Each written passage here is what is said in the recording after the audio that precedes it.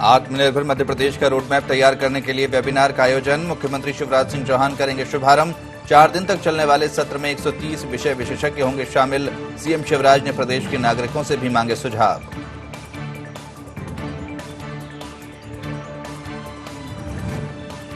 बासमती चावल की GI tagging को लेकर सीएम शिवराज ने पीएम नरेंद्र मोदी को लिखा पत्र। प्रधानमंत्री नरेंद्र मोदी को पत्र लिखकर की मामले में हस्तक्षेप की मांग। पत्र में मध्य प्रदेश के 25 सालों से बासमती के उत्पादन करने की कही बात।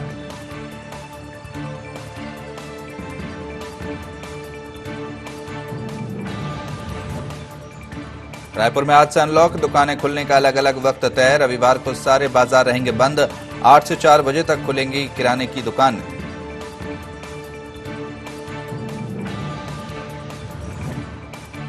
छत्तीसगढ़ में बीते 24 घंटे में सामने आए कोरोना के अब तक के सबसे ज्यादा 483 मामले। एक्टिव मरीजों की संख्या हुई 2767। अब तक 77 लोगों की मौत। मध्य प्रदेश में गुरुवार को मिले 830 कोरोना पॉजिटिव।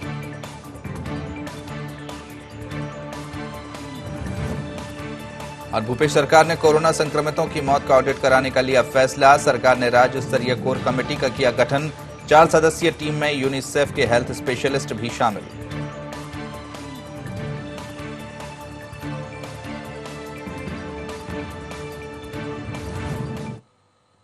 नमस्कार, IND 24 के इस बुलेटिन में आपका स्वागत है। मैं हूं मयंक। बुलेटिन की शुरुआत करेंगे इस वक्त की बड़ी खबर से जो आ रही है भोपाल से। यहां सीएम शिवराज ने पीएम मोदी को पत्र लिखा है। बासमती चावल की जीआई टैगिंग को लेकर सीएम शिवराज ने यह पत्र लिखा है। प्रधानमंत्री नरेंद्र मोदी को पत्र लिखकर मामले में हस्तक्षेप की मांग की है। पत्र में मध्य प्रदेश के 25 सालों से बासमती के उत्पादन करने की बात कही गई। इससे पहले पंजाब के सीएम कैप्टन अमरिंदर सिंह ने पत्र लिखकर इस पर आपत्ति ली थी। भोपाल से बड़ी खबर, सीएम शिवराज ने पीएम मोदी को पत्र लिखा है। बासमती चावल की जीआई टैगिंग को लेकर सीएम शिवराज ने यह पत्र लिखा है। प्रधानमंत्री नरेंद्र मोदी को पत्र लिखकर मामले में हस्तक्षेप की मांग की है। पत्र में मध्य प्रदेश के 25 सालों से बासमती के उत्पादन करने की बात कही। इससे पहले पंजाब के सीएम कैप्टन अमरिंदर सिंह पत्र लिखकर आपत्ति ली थी। इस खबर पर ज्यादा जानकारी के लिए हमारे ब्यूरो चीफ आकाश सेन फोन लाइन पर जुड़े हुए हैं। आकाश, आपसे जानना चाहेंगे, जिस तरह से सीएम शिवराज ने पत्र लिखा है पीएम मोदी को बासमती चावल की जीआई टैगिंग को लेकर, तो अब क्या लगता है कि इस मामले में पीएम के हस्तक्षेप के बाद ये मामला सुलझ पाएगा? जी, निश्चित रूप से यही कारण है कि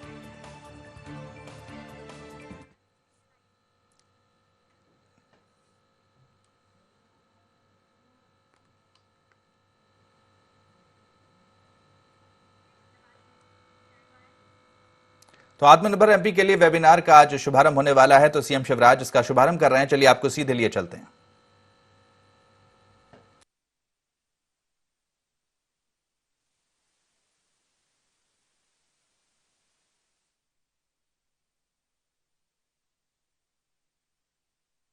की कड़ी में ही आपने आत्मनिर्भर मध्य प्रदेश को के निर्माण का रोड मैप तैयार करने के निर्देश दिए थे। नीति आयोग से विस्तृत विचार विमर्श करने की पहल आपने की और उसका ये परिणाम है कि आज उनके सहयोग से, उनके सपोर्ट से हमने 4 वेबिनार्स की श्रृंखला को प्लान किया, जिसके में से पहला वेबिनार आज इंफ्रास्ट्रक्चर के विषय पर आयोजित है। इसके अलावा good governance, health and education, employment and economy, ये 3 अन्य विषयों पर भी अगले 1 सप्ताह में वेबिनार आयोजित किए जाएंगे।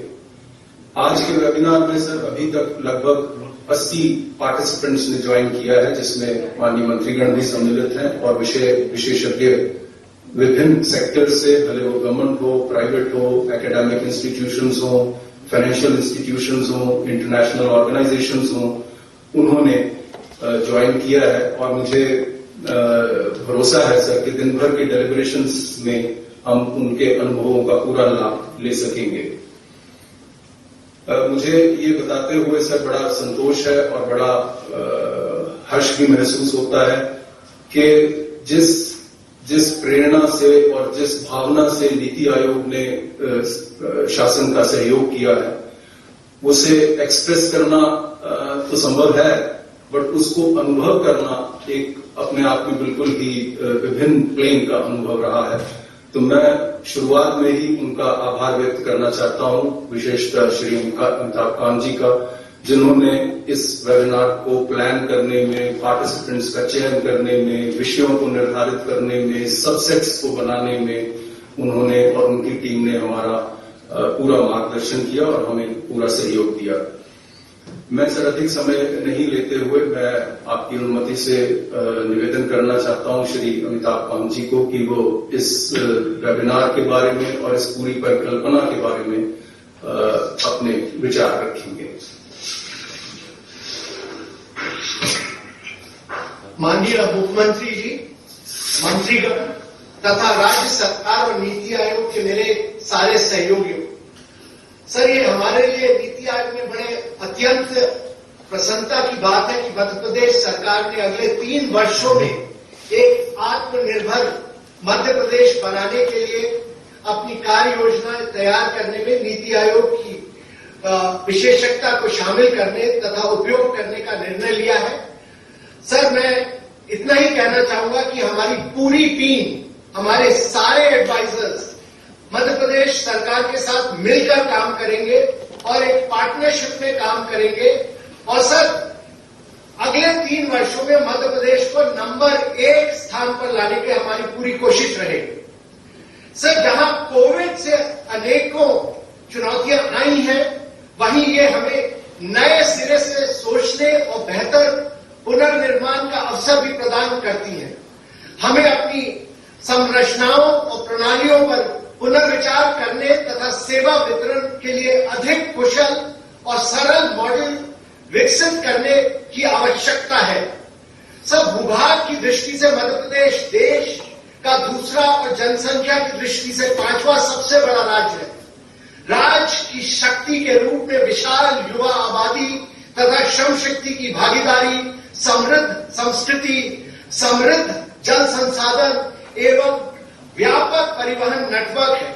सर आपके राज्य में कई उपलब्धियां हुई थी। सर कृषि, इरिगेशन, सर रेवा का solar mega ultra mega project जो बना वो सारा आपके नेतृत्व में बना सर। और हम चाहते हैं कि सर यही आपके नेतृत्व में नीति आयोग मिलकर सर पूरे मध्य प्रदेश को कई और क्षेत्रों में, मैन्युफैक्चरिंग क्षेत्र हो, इंफ्रास्ट्रक्चर क्षेत्र हो, एजुकेशन हो, हेल्थ हो, इन सब क्षेत्रों में sir learning outcome, health outcome, इन सब क्षेत्रों में आगे ले जाए। सर नीति आयोग के समग्र जल प्रबंधन सूचकांक के अनुसार मध्य प्रदेश अब 17 बड़े राज्यों में से तीसरे स्थान पर है। सभी परिवारों के पास बैंक खाता है, जिनमें से 51% महिलाओं के नाम पर है। सभी घरों का विद्युतीकरण किया गया है और 70% लोगों के पास मोबाइल है और 88% लोगों के पास आधार कार्ड है।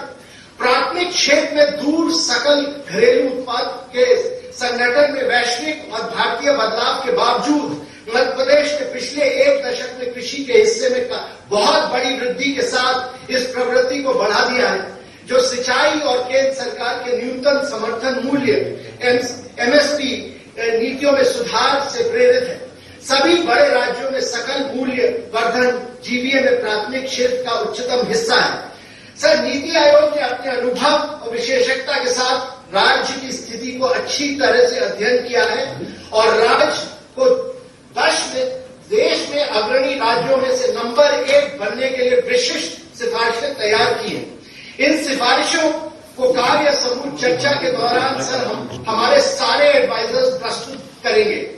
सर मुझे आशा है कि वेबिनार पर होने वाली ये चर्चाएं बहुत उपयोगी साबित होंगी और राज्य के लिए कार्रवाई योग्य रोड मैप बनाने में मार्गदर्शन करेंगी। सर नीति आयोग एक डैशबोर्ड विकसित करने में भी राज्य की सहायता करेगा, जिससे सर हम सारे डिपार्टमेंट्स के कुछ आउटकम्स बना सके और इसी तरह सारे डिस्ट्रिक्ट्स के कुछ आउटकम बना सके और सर वो डैशबोर्ड आप खुद मॉनिटर कर पाएंगे और सारे डिस्ट्रिक्ट्स की महीने पर महीने रैंकिंग हो पाएगी और सारे डिपार्टमेंट्स की रैंकिंग हो पाएगी।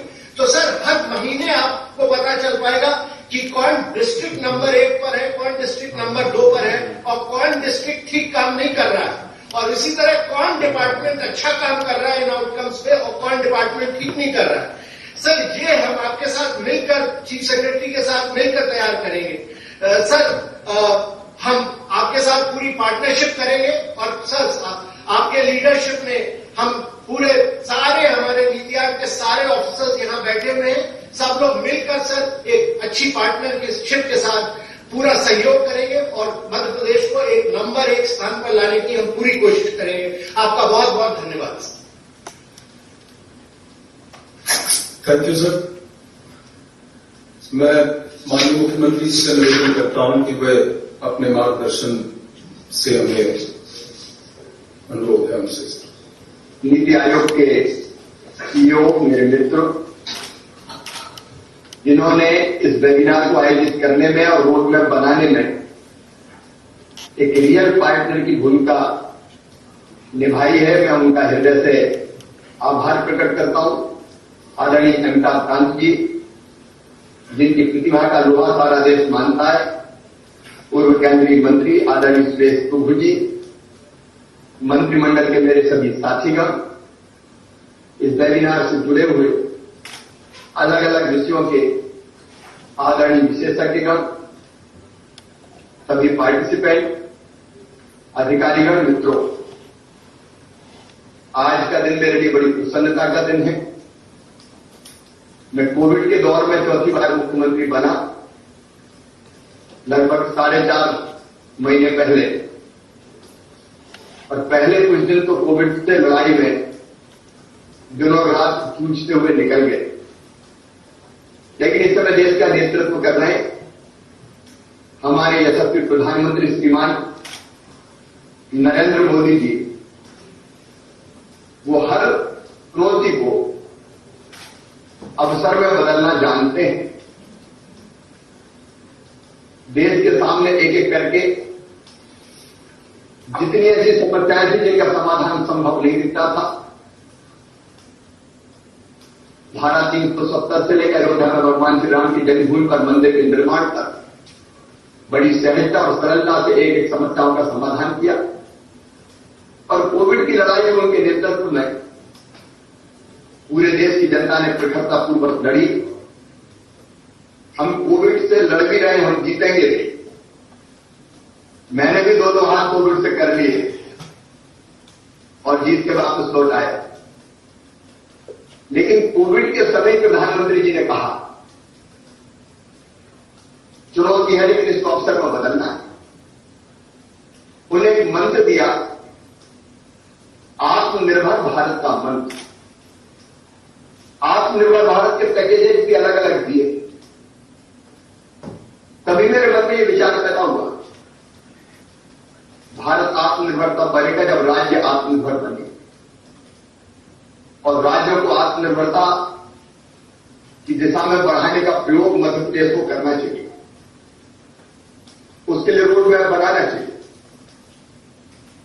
मध्य प्रदेश से पहले भी काफी काम किए, आदरणीय अमिताभ कांत जी ने उनमें से कुछ का जिक्र किया है। मैं उनके बारे में विस्तार से चर्चा नहीं करूंगा। अधोसंरचना का विकास का मामला हो, सड़क हो, बिजली हो, पानी हो, कृषि का विकास हो, अलग अलग सेक्टर्स में पहले भी अनेकों काम किए। लेकिन प्रधानमंत्री जी ने जो आह्वान किया, मन में अब यही संकल्प है, मध्य प्रदेश को आत्मनिर्भर बनाना। उसके लिए परिश्रम की पराकाष्ठा और प्रयत्नों की परिसीमा करेंगे, कोई कसर नहीं छोड़ेंगे। मैं जब अपने बारे में सोचता हूं तो मैं केवल मुख्यमंत्री बनने के लिए मुख्यमंत्री नहीं हूं, मध्य प्रदेश को बदल के अपनी टीम के साथ नंबर 1 के स्थान पर लाने के लिए मुख्यमंत्री, जनता की जिंदगी में बदलाव के लिए मुख्यमंत्री, हर सेक्टर में मध्य प्रदेश अग्रणी कैसे हो, इसका प्रयास हमें करना। और इसलिए एक तो हमारा संकल्प है कि प्रधानमंत्री जी ने जो आत्मनिर्भर भारत का पैकेज दिया उसको आइडियली इंप्लीमेंट करें। और मुझे बता दूं, खुशी है, कोविड की चुनौती के बीच हमने भरसक प्रयास किए कि हम आत्मनिर्भर भारत के पैकेज को, गरीब कल्याण पैकेज को ढंग से नीचे इंप्लीमेंट करें। स्ट्रीट वेंडर की बात कही प्रधानमंत्री जी ने, मध्य प्रदेश अग्रणी है। छोटे छोटे सड़क पे काम धंधा करने वाले भाई और बहनों को ब्याज रहित लोन देने का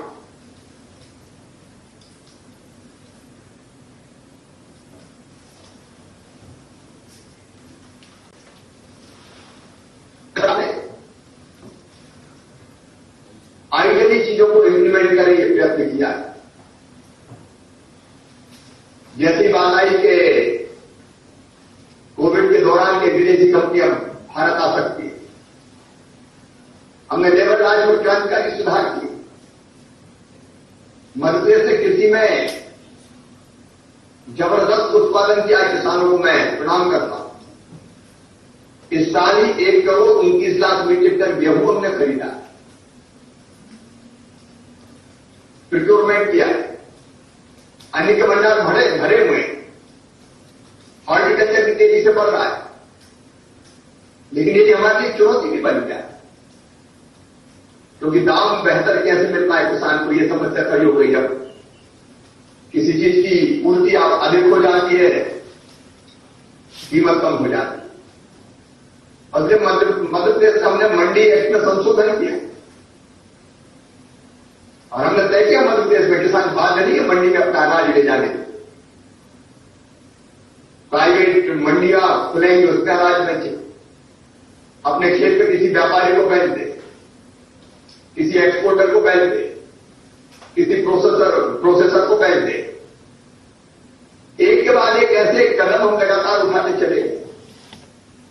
उन कदमों के बारे में भी मुझे आज विस्तार से चर्चा नहीं करना,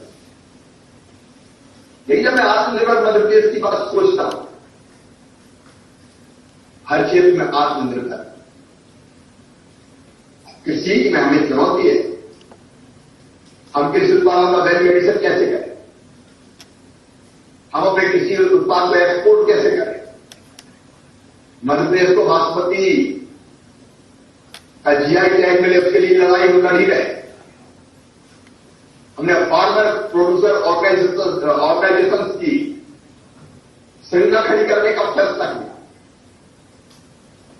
कृषि उत्पाद में विविधता और वैल्यू एडिशन किसान की आत्मनिर्भरता के लिए जरूरी है। प्रधानमंत्री जी ने मंत्र दिया, लोकल को वोकल बनाओ। हमारे यहां महेश्वरी चंदेरी साड़ी से लगा के हमारे सेल्फ हेल्प ग्रुप के उत्पाद बनाते हैं। मैंने तत्काल निर्देश दिया कि सेल्फ हेल्प ग्रुप को, विशेषकर महिला सेल्फ हेल्प ग्रुप का सशक्तिकरण किया जाए। अगर वो 20-30% ब्याज पे कर्जा लेके अपना अलग अलग चीजें बनाते हैं, हमने तय किया केवल 4% ब्याज पर उनको कर्ज दिया जाए। महिलाओं में गजब की रचनात्मक शक्ति होती है, उसको पूरी तरह से उपयोग करना। अलग अलग हमारे कुशल कारीगर जिनके हाथों में कौशल है, कैसे उनकी हम मदद करें जिससे वो अपने उत्पाद भी बनाए और मार्केटिंग से लेके पैकेजिंग तक में सरकार उनकी मदद करे। नई शिक्षा नीति का आज प्रधानमंत्री जी संबोधित करने वाले। अब आत्मनिर्भर मध्य प्रदेश के लिए शिक्षा नीति में भी परिवर्तन, रोजगारोन्मुखी शिक्षा जो छठवीं से ही तय किया है वोकेशनल एजुकेशन का, मध्य प्रदेश उसको लीड करेगा। केवल अक्षर ज्ञान नहीं, शिक्षा के 3 उद्देश्य ज्ञान देना, कौशल देना, नागरिकता के संस्कार देना। ज्ञान तो देंगे लेकिन हम कौशल भी देंगे ताकि रोजी रोटी के लिए भटकना ना पड़े। हाथों में कौशल है तो काम भी मिल जाएगा, या अपना काम भी प्रारंभ कर सकते हैं। और देशभक्तिमान चरित्रवान परिश्रमी नैतिक नागरिकों का निर्माण की आत्मनिर्भर मध्य प्रदेश के लिए जरूरी है। इंफ्रास्ट्रक्चर का सुदृढ़ तंत्र, अब हम उस पर भी चर्चा करने वाले हैं। भौतिक अधोसंरचना पर आज बात होगी। बहुत काम हुआ है, लेकिन मेरे दिमाग में कई तरह की चीजें हैं।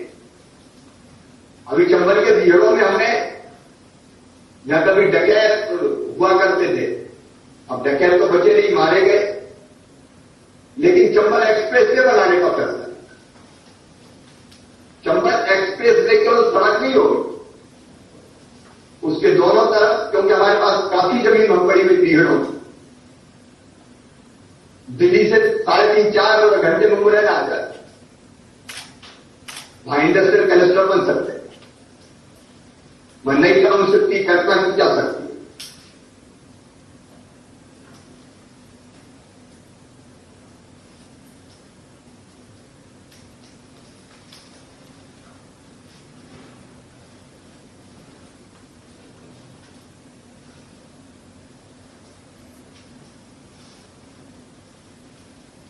बात की सड़क है, लेकिन यहां जरूरत हो 4 लाइन, जरूरत हो 6 लाइन कर दे, और दोनों तरफ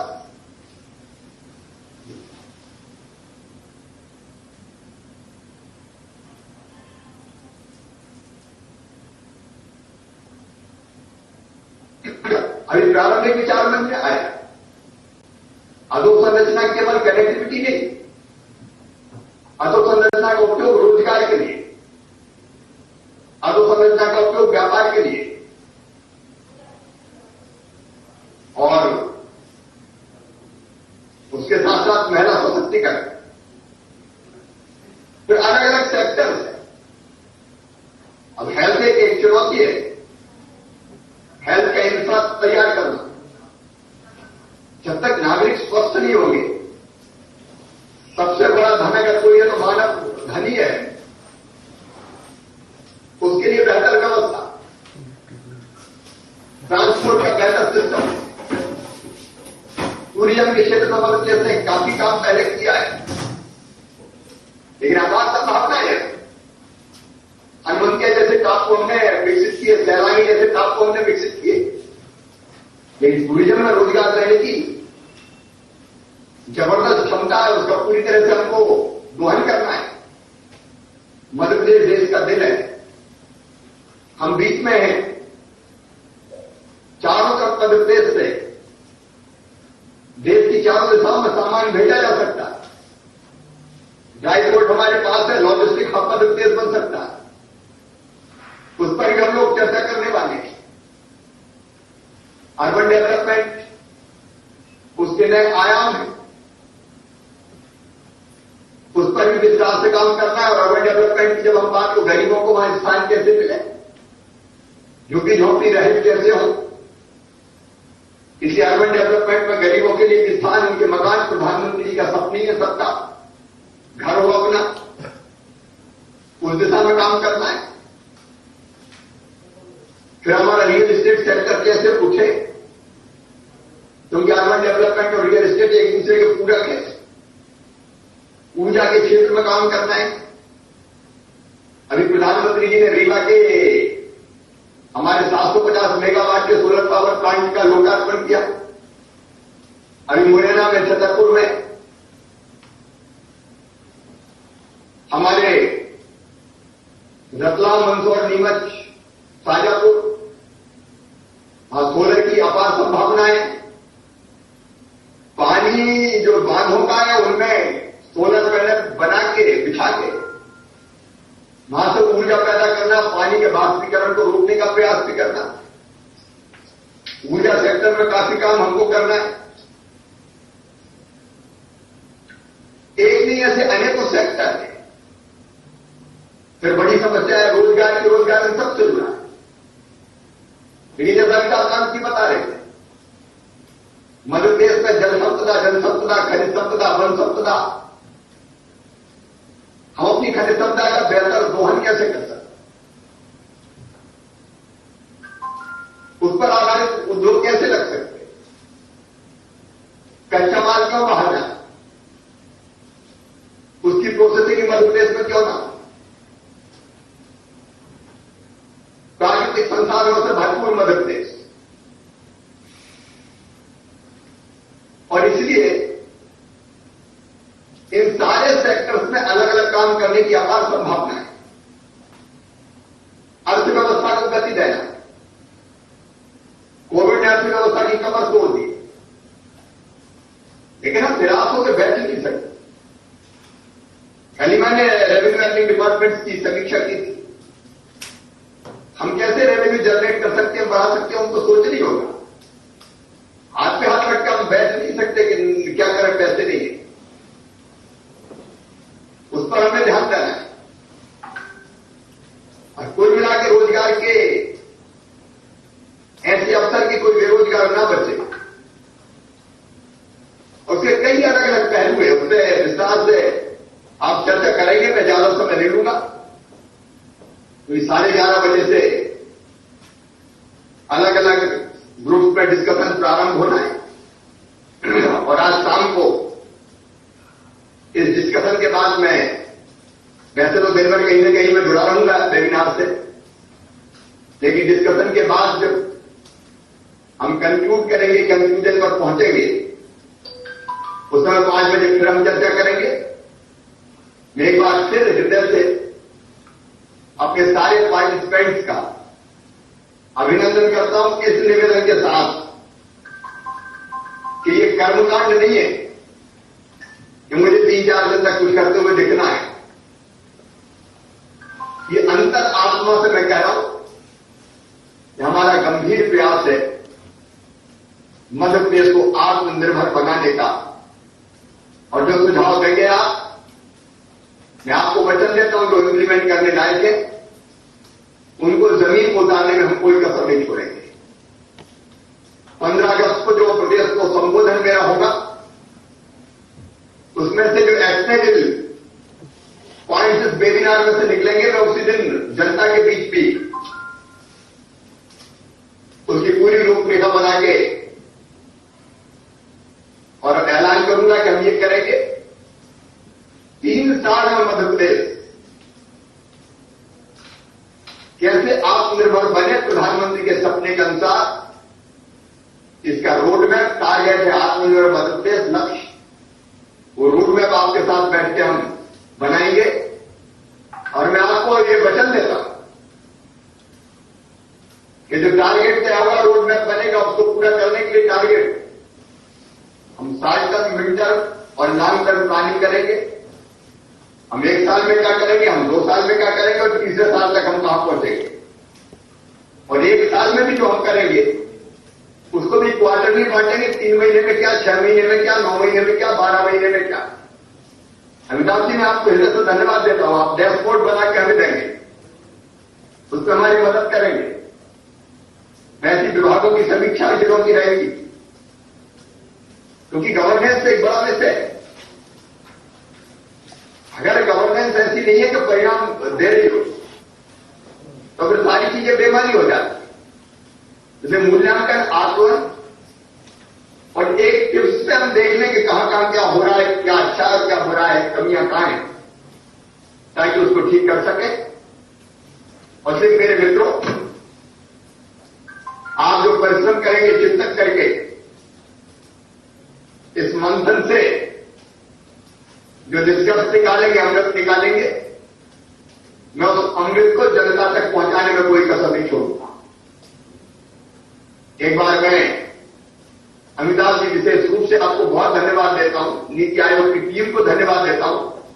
इतनी समर्पित टीम के एक बार मैंने अमिताभ जी से आग्रह किया, उन्होंने खुद भी जुटे, पूरी टीम।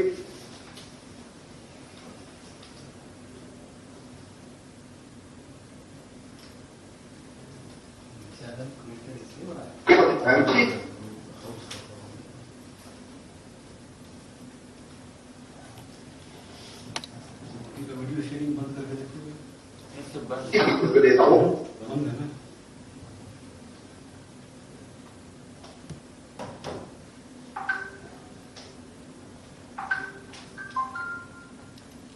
अब जितने पार्टिसिपेंट हैं आज जुड़े हुए हैं, विषय विशेषज्ञ, इंटेलेक्चुअल्स, मैं सबका हृदय से स्वागत करता हूं, धन्यवाद देता हूं, आभार प्रकट करता हूं।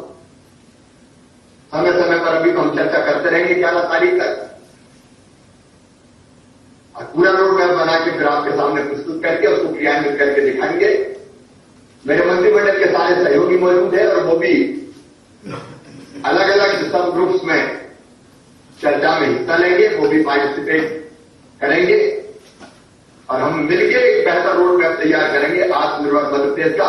आप सबको बहुत बहुत धन्यवाद, प्रणाम, नमस्कार। सर, मैं रिक्वेस्ट करता हूं श्री संजय साहा जी से कि वे अपना प्रेजेंटेशन करेंगे।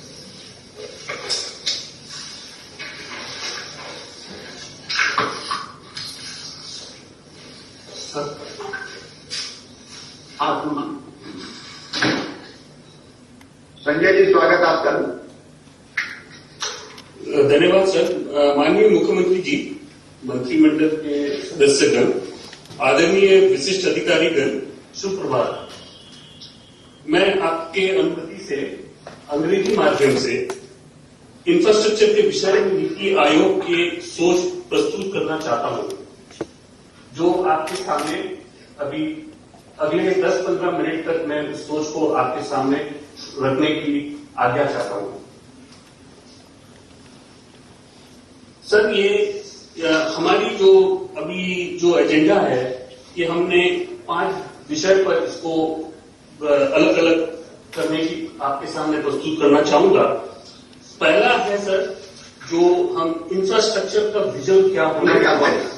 आपने पूरी इसकी दिशा दी है और हम चाहेंगे कि इसकी जो विजन है, इंफ्रास्ट्रक्चर का vision, mission and strategic goals, ये 3 आपके सामने प्रस्तुत करना चाहता हूं। इसमें सर, विजन में infrastructure service should raise the quality of life and meet aspiration and propel growth. ये सिर्फ इंफ्रास्ट्रक्चर नहीं है, ये ग्रोथ को भी प्रोपेल करने की पहलू है and improve ease of living in India to global standards. ये एक बड़ी पहलू है इस पे जो हमारे विजन है। दूसरा है sir, mission to develop an action plan to implement infrastructure in the state over next 5 years. तो अगले 5 साल में इसकी रोड मैप जो आपने कहा है, उसको बनाने में एक बहुत बड़ा सहयोग चाहिए और ये अपने हमारा मिशन के बड़ा पार्ट है। Facilitate design, delivery and maintenance of public infrastructure as per global standard. तो ग्लोबल स्टैंडर्ड के बराबर हमारी इंफ्रास्ट्रक्चर बननी चाहिए। Facilitate generic and sectoral reforms in regulation and administration of public infrastructure services as per global practice.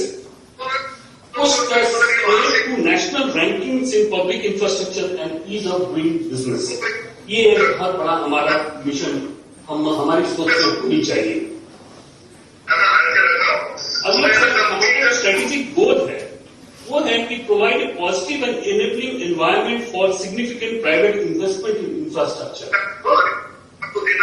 Private investment very significant role, जिसकी हम कई पहलू आपके आगे जाके जो हम आपके सामने सोच अपना रखना चाह रहे हैं, उसमें काफी महत्व रखता है। Adopt a robust program and project management framework, इसकी भी बहुत बड़ी महत्व है जो हम आगे आपको बताएंगे। Leverage extra budgetary sources with minimal implicit and explicit exposure on state financial resources. ये सब जो हमारी बजटरी रिसोर्सेस है सर, जो वो एक सीमित मात्रा में ही उपलब्ध है और हम उसको सिर्फ लीवरेज करने की हमें पहलू बहुत तेजी से करनी चाहिए, ताकि हम इंफ्रास्ट्रक्चर जो हम बनाना चाहते हैं वो हम उसको बड़ी अच्छी से कर पाए। ये एक बहुत बड़ा पहलू है सर।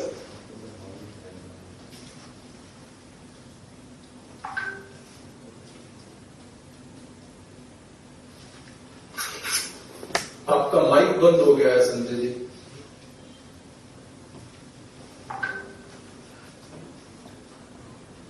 आपका माइक बंद हो गया, please. Equity and inclusiveness goals.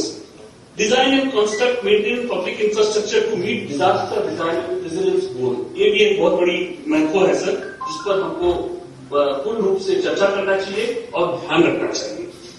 Create a fast-track institutional and regulatory and implementation framework for infrastructure.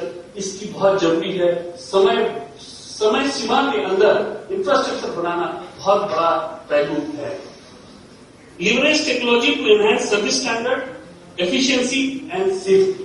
तो टेक्नोलॉजी बहुत बड़ी इंपॉर्टेंट है इंफ्रास्ट्रक्चर में हम जब तक लेटेस्ट मॉडर्न टेक्नोलॉजी नहीं करेंगे तो हम जो सुविधा या जो देना चाहते हैं वो उस पर उपलब्ध नहीं होंगे।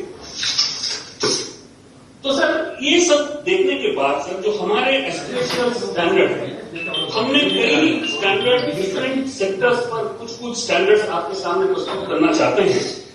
एक है कि अफोर्डेबल एंड क्लीन एनर्जी, 24 घंटे 7 दिन पावर अवेलेबल फॉर ऑल, ये एक बहुत बड़ा मकसद है जो मध्य प्रदेश में काफी हद तक कर चुके हैं और आगे और करने की आवश्यकता है।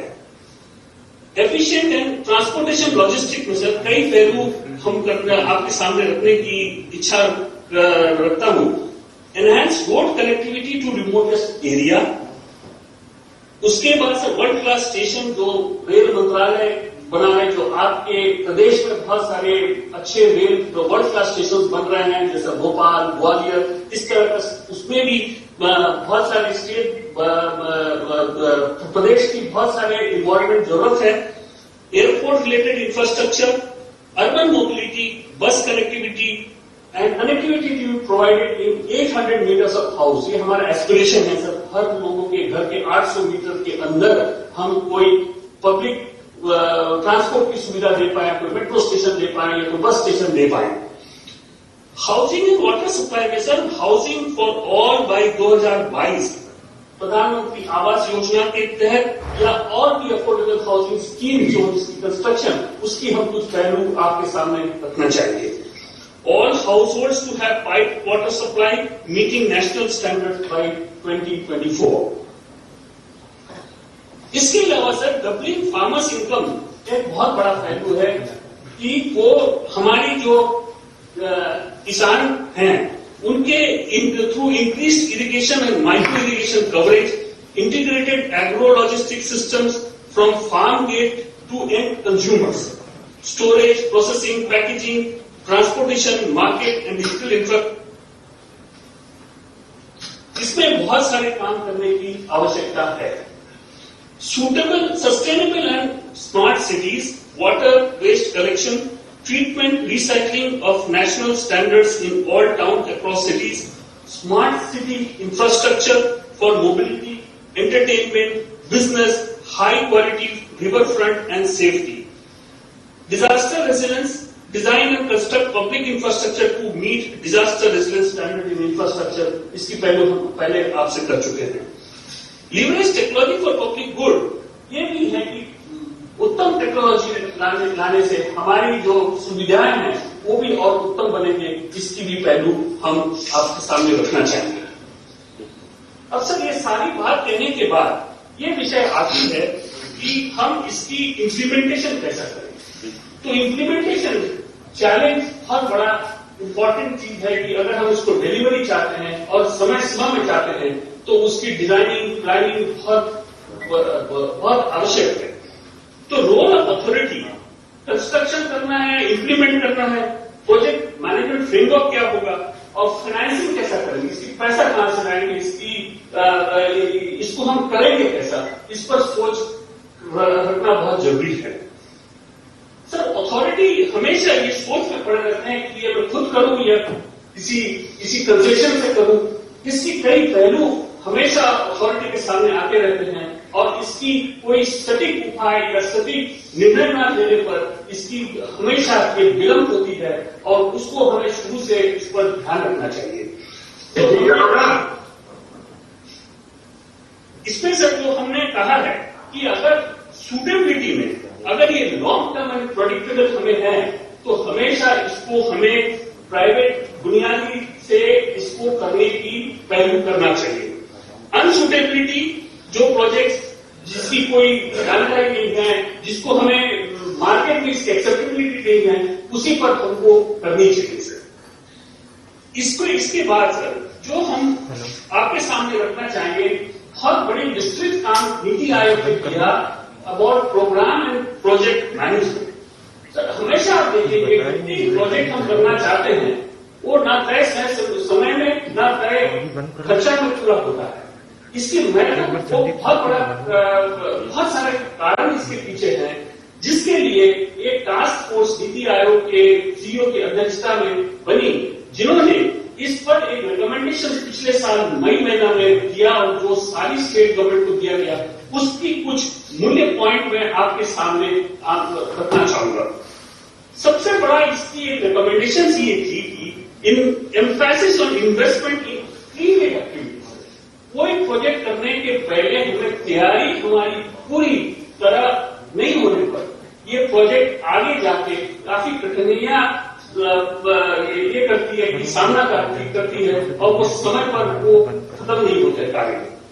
तो detail stakeholder consultation, greater thrust on good scoping, structuring, documentation, upfront land acquisition बहुत बड़ी चीज है सर। हमेशा अक्सर देखा गया है कि लैंड एक्विजिशन नहीं होने पर बहुत सारे प्रोजेक्ट बहुत समय से चलती है और खर्चे बहुत बढ़ते चलते हैं, आर्बिट्रेशन, ये सब बहुत आपकी प्रोजेक्ट को विलंब करती है। तो इसमें सर प्रोजेक्ट के लिए जो land acquisition, clearance, approvals, implementation of the project to dedicated SPD, ये जो नेशनल इंडस्ट्रियल कॉरिडोर कॉर्पोरेशन है सर, डीएमआईडीसी जो पड़ी थी, जो अभी एनएमआईडीसी हो गई, उन्होंने क्या किया कि एसपीडी में सारी अप्रूवल